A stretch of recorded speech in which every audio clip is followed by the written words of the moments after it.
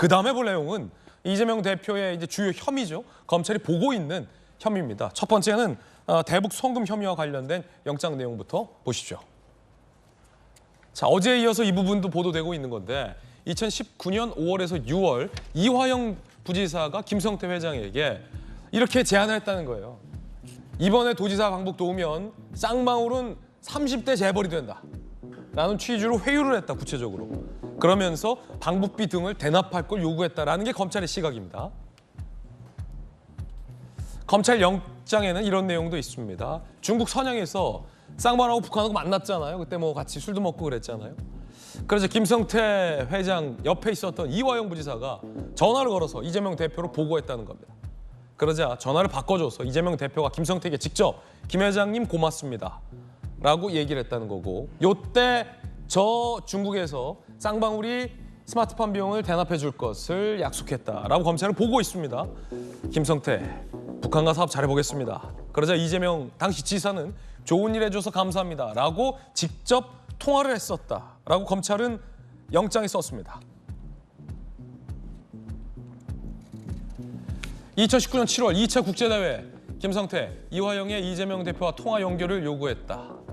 전화를 바꿔주자 경기도와 쌍방울이 같이 행사 잘 마무리하겠다라고 얘기하자 이재명 대표가 알겠다, 잘 부탁드린다라고 답변을 했다라는 게 영장에 담겨있는 내용입니다. 도지사의 방북을 도우면 쌍방울은 30대 재벌이 된다라는 이야기, 김성태 회장은 스마트폰 비용과 이재명 대표의 방북 비용을 다 대납했다라고 검찰은 보고 있습니다. 김광삼 변호사님, 이재명 대표가 직접 김성태 회장과 통화한 적 없다라고 했다가 한 번 정도 누가 바꿔줘서 했나라고 살짝 말을 바꾼 적은 있는데 검찰은 그 통화가 이런 통화다라고 영장에 적시한 거군요.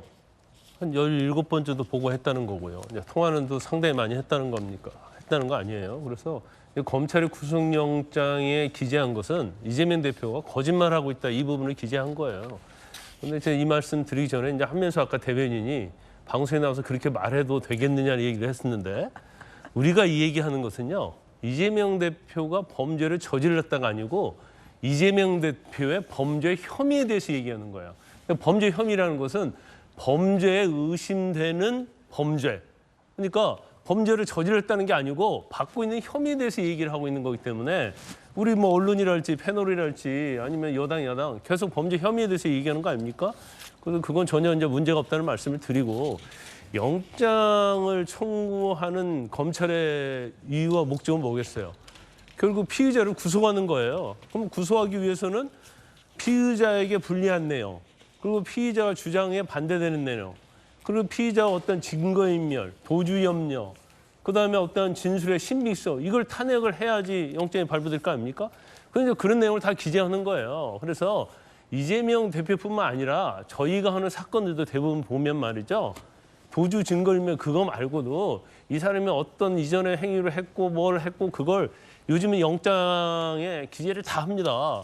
그럼 사실 우리도 뭐 법원에서는 주장할 때 있죠. 이건 이 사건과 별개다고 이렇게 주장하지만 그건 이제 피의자가 주장하는 내용이기 때문에 검찰 입장에서는 무조건 구속을 시켜야 하기 때문에 그렇게 기재되는 것은 거의 일반적이다, 이런 말씀을 드릴 수 있고, 이제 지금 영장 범죄 사실에 적힌 이런 보고했다, 통화했다, 이런 내용은 우리가 이렇게 보면 돼요.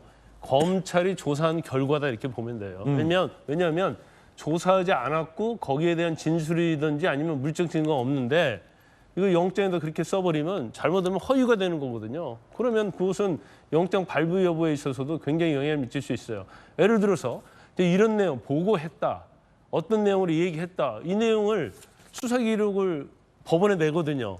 그럼 법원에서 그냥 영장 범죄 사실에 적힌 걸 믿는 게 아니고 거기에 따른 증거가 뭐가 있는지, 보고했다는 증거가 뭐가 있는지, 진술이 뭐가 있는지 다 확인을 하거든요.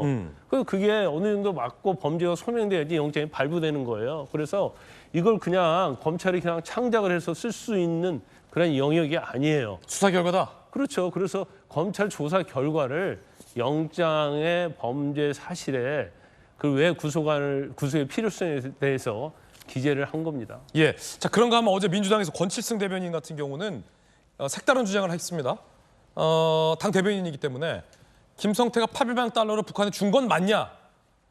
라며 지금 검찰 수사를 완전히 지금 부인하는 반박 성명도 했는데 한민수 대변인님, 네. 민주당 일각에서는 김성태가 북한에 줬다는 800만 달러에 대해서도 일단 의심하는 목소리가 나왔는데 뭐 어떤 내용인가요, 이건?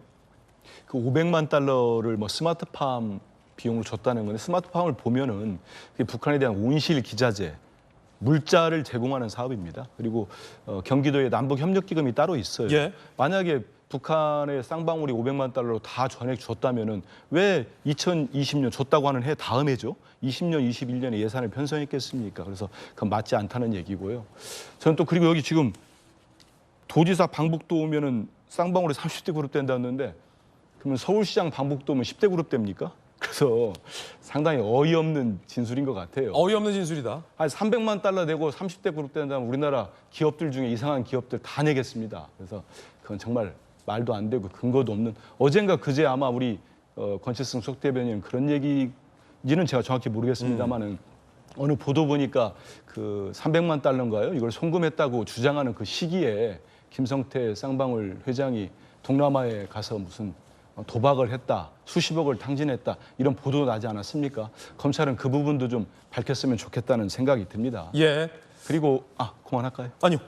그 김성태 회장이 이재명 뭐 도지사가 당시에 고맙습니다 네. 이런 얘기 자꾸 했다는데 전 선뜻 이해가 안 돼요. 만약 그렇게까지 본인을 위해서 800만 달러, 100억 원이 넘는 돈을 냈다면 그 다음에 2020년도에 코로나 심할 때 쌍방울 그룹이 마스크 10만 장을 가져왔어요. 그리고 도지사와 함께 전달식을 갖자고 한 겁니다. 그 사진 찍자는 거거든요. 그건 도지사가 거절했어요. 이재명 지사가. 만약에 자기를 위해서 100억 넘는 돈을 냈다면 거절할 수 있겠습니까?